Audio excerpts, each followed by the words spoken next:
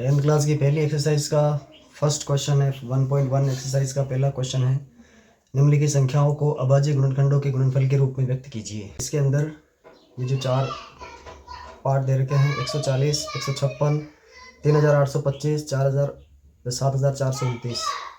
तो अभाज्य गुणनखंड हम पहले से जानते हैं, 6, 7, 8 के अंदर ये आते थे। तो हम इसके सॉल्यूशन में सबसे पहला करेंगे जी 140 का 140 के, इसके हमको अभाज्य गुणनखंड करना है। अब अभाज्य गुणनखंड याद करने के लिए हम लोगों को भाजकता के नियम आने चाहिए। मैं एक बार भाजकता के नियम रिपीट कर रहा हूँ। 2 से भाजकता का नियम, जो संख्या, यदि संख्या का इकाई का अंक सम हो, पीछे वाला संख्या, सम का मतलब 0, 2, 4, 6, 8 कोई भी संख्या हो पहला डिजिट, तो वो 2 से विभाज्य होती है। अगर ये तो सम है। अगर विषम संख्या हो पीछे, जिस तरह से यहाँ पर ये 5 विषम है, अगर विषम संख्या हो तो फिर हम 3 की जांच करेंगे। अब 3 से भाजकता का नियम क्या है? संख्या के अंकों का योगफल 3 के पहाड़े में आने वाली संख्या हो, संख्या के सभी अंकों को जोड़ देंगे, जैसे ये सबको जोड़े। 3 के पहाड़े में आने वाली संख्या 3, 6, 9, 12, 15, 18, अगर 3 का इस तरह से गुणज हो तो वो संख्या 3 से विभाज्य होती है। जो संख्या 2 से विभाज्य होगी वो 4 से भी होगी, तो 4 का कोई नियम होता नहीं। 5 का नियम होता है कि यदि इकाई का अंक 0 अथवा 5 हो, यदि इकाई का अंक 0 या 5 हो तो 5 से संख्या विभाज्य होती है, 5 से। ये कुछ नियम होते हैं। अब 0 वाले को तो हम 2 से ही काटेंगे, तो 5 अगर विषम संख्या है, अगर वो 3 से और 2 से 3 से नहीं कट रही है तो फिर वो 5 से कटेगी। इसी प्रकार से 6 से भाजकता का नियम, जो 2 से कटे और जो 3 से कटे तो वो संख्या 6 से विभाज्य होती है। इस प्रकार से हम इसको सॉल्व करेंगे। अब हम इसको करते हैं, इसके गुणनखंड, क्योंकि ये सम संख्या है तो 2 के पहाड़े से कटेगी, 2 के पहाड़े से इसको काटेंगे तो 2 7 14, 0 का 0, 2 7 14, 0 के 0। फिर से 7 को नहीं देखना है, पीछे के 0 को देखना है। सम संख्या है, 2 का पहाड़ा जाएगा। 7 के अंदर 2 का पहाड़ा जाता है, 2 1 कम 2, 2 दूनी 4, 2 3 6 और 2 चौक 8। देखिए ये 7 जो है 6 और 8 के बीच में होता है, तो हम 8 नहीं ले सकते, हम लेंगे 6। 6 में कितनी बार गया? 3 बार, तो यहाँ पर हम लिखेंगे 3। अब क्योंकि हमारे पास 7 था और इधर 6 है, तो 7 में से 6 घटाएंगे तो 1 बचेगा। 1 यहाँ पर आकर के ये 10 हो गया, तो 2 पंजे 10। अब देखिए ये संख्या विषम हो गई। अब इसमें 2 का पहाड़ा हम नहीं लगा सकते हैं, तो फिर हम 3 की जांच करेंगे। तो 5 और 3 को जोड़े तो 8 होते हैं। क्या 8 3 के पहाड़े में आता है? नहीं आता, तो 3 के पहाड़े से भी नहीं कटेगी। तो फिर सीधा सीधा किससे कटेगी? 5 के पहाड़े से, क्योंकि इकाई का अंक अगर 5 हो या 0 हो तो 5 से पहाड़े से कटती है। तो यहाँ पर हम सीधा 5 का पहाड़ा लगाएंगे, तो 5 7 जा 35। अब 7 को 7 से ही काटो तो 1। तो अब 140 के जो अभाज्य गुणनखंड हो गए वो हो गए जी 2 का स्क्वायर इंटू 5 इंटू 7। ये आंसर है इस पहले सवाल का। हमने कैसे किया इसको सॉल्व? 2 2 बार है तो 2 का स्क्वायर लगा दिया, फिर 5 और 7 ऐसे लिख दिया। अब हमको अभाज्य गुणनखंडों के गुणनफल के रूप में व्यक्त करो, यही तरीका है। पहला सवाल हमारा सॉल्व हो चुका है। इसी प्रकार से दूसरा ट्राई करते हैं। दूसरा सवाल देखिएगा ध्यान से। 156 के गुणनखंड करेंगे, फैक्टर्स करेंगे। तो सम संख्या है तो वही नियम 2 का, 2 15 में। अब 15 में 2 का पहाड़ा बोलिए, जिस तरह से मैंने ये आपको समझाया था। 14 और 16, 2 7 14, 2 8 16। अब 16 यहाँ पर है नहीं, 15 है, तो फिर 14 में लगाएंगे। कितनी बार जाएगा जी? 7 बार। 2 7 14, 7 मतलब 7, तो 7 बार। अब 1 बच गया। अब 16, 2 का पहाड़ा 16 में, 2 8 16, फिर से 2 का लगेगा क्योंकि सम संख्या है, लास्ट में 8 है। 7 में फिर से 3 बार, 2 3 6, 1 बच गया, 2 9 18। 3 में अब ये 39 है, क्योंकि विषम संख्या है 9, तो 2 का तो जाएगा नहीं। अब 2 का नहीं जाएगा, हम 3 की जांच करेंगे। 3 की जांच कैसे करते हैं? संख्या के अंकों को जोड़ो, 3 और 9 12, 12 3 के पहाड़े में आता है। हाँ जी, 3 का गुणज है, तो फिर ये संख्या 3 से कटेगी। तो 3 1 3, 3 3 के 9, 13 एक अभाज्य संख्या है। और जब भी यहाँ पर अभाज्य संख्या आ जाए, जैसे यहाँ पर 7 आया था, तो अभाज्य संख्या में केवल उसी का पहाड़ा जा सकता है और किसी का नहीं जाता। 13 1 30।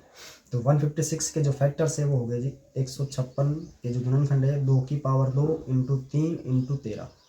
ये आंसर होगा इसका। अब अभाज्य संख्या कौन कौन सी होती है?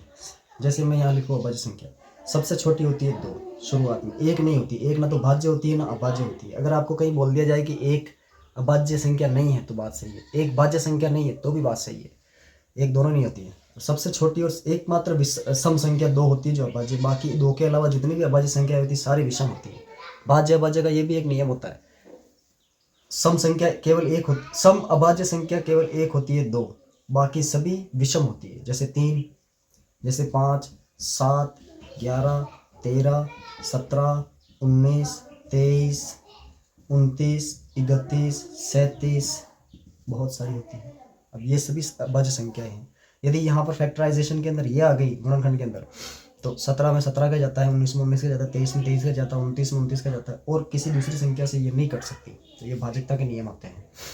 इस चीज़ का स्क्रीनशॉट या उतार सकते हैं आप। फिर हम ये 2 सवाल करते हैं नेक्स्ट। चलिए फास्टली दोस्त तीसरा और चौथा सवाल भी कर लेते हैं। मैंने सारे नियम आपको बता दिए हैं, तो अब मुझे लगता है कि ज़्यादा मुझे एक्सप्लेन करने की आवश्यकता नहीं पड़ेगी। 3825। अब इसका थोड़ा सा आपको देखना पड़ेगा, बड़ी संख्या है, सोचने की आवश्यकता पड़ती है यहाँ पर।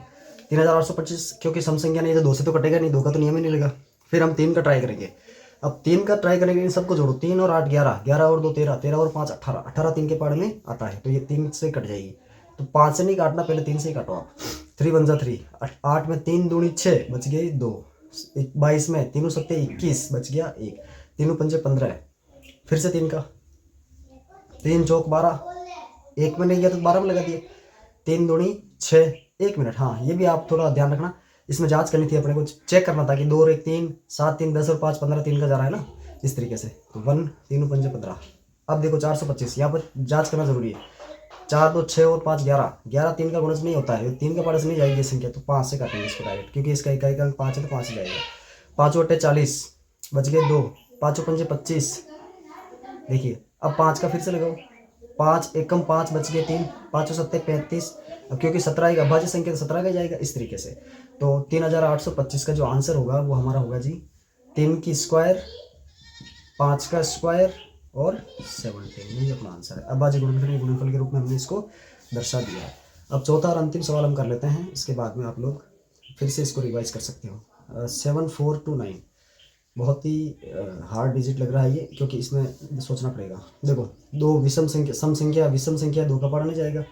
3 का ट्राई करो, 7 4 11 12 13, 13 और 9 22 22 जी, 3 का भी नहीं जा सकता इसके अंदर।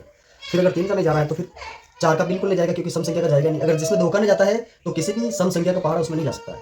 तो फिर 5 का नहीं जा रहा है, क्योंकि इकाई की संख्या 0 और 5 नहीं है। 6 का जाएगा नहीं, सम संख्या है। 7 का ट्राई करते हैं, मुझे लगता है 7 का चला जाएगा। देखो 7 1 7, 7 6 42। और ये देखिए यहाँ पे क्या होगा कि 7 का भी नहीं जाएगा इसके अंदर। फिर से अब देखते रहिए, जहाँ तक हम अभाज्य संख्या है, अभाज्य संख्या का जाएगा तो हम ट्राई करते रहेंगे। 7 का नहीं जा रहा, मैंने चेक कर लिया, 7 से 42 9 में नहीं जाता है। 8 का नहीं जाएगा, 9 का नहीं जाएगा, 9 का 3 का नहीं जाता, 9 का नहीं जाएगा, बिल्कुल करेक्ट है। 10 का नहीं जाएगा, 11 का, 11 का यहाँ पर 74 में 11 6 66 होता है, 66 और पीछे बच रहे हैं 6, तो 6 तो 62, 11 पंजे 55। अब 55 और 62 यहाँ पर 7 बच रहे हैं, 11 का नहीं जा रहा है। फिर लगाएंगे सीधा 12 का नहीं 13 का, 13 चौक 52, 13 पंजे 65, 65 और 9, 13 पंजे 65, 13 6 78, 13 7 93, 13 का नहीं जा रहा है। फिर 14 का, 15 का, 16 का, किसी में 17 का लगाओ। 17 चौक 68, 68 कितने बच रहे जी 6, 17 2 34, 17 51, बच गए 99, 17 का नहीं जा रहा। फिर 18 19, 19 का लगाओ, 19 एकम 19 19 38 29 57 1976, तो 19 3 57, तो 50 से 57 और पीछे कितने बच रहे 67, 67 और 7 यहाँ बचेंगे जी 17, तो 172, सॉरी हाँ 19 का लगा रहा हूँ 172, तो 19 में 171, फिर ये 19 का जा रहा है इसके अंदर। मैंने इसमें जांच कर ली है, आपको बताता हूँ कैसे जाएगा, हमको इसी तरह से हम जांच कर सकते हैं। 19 का लगाओ, 19 या 57। अब यहाँ पर पीछे कितना बच रहा है 57, 74 में से यदि हम 57 घटाते हैं तो यहाँ पर पीछे बचते हैं 17, 172, और हम जानते हैं 19 में 171 होता है। फिर 1 बच रहा है तो 19 से कम।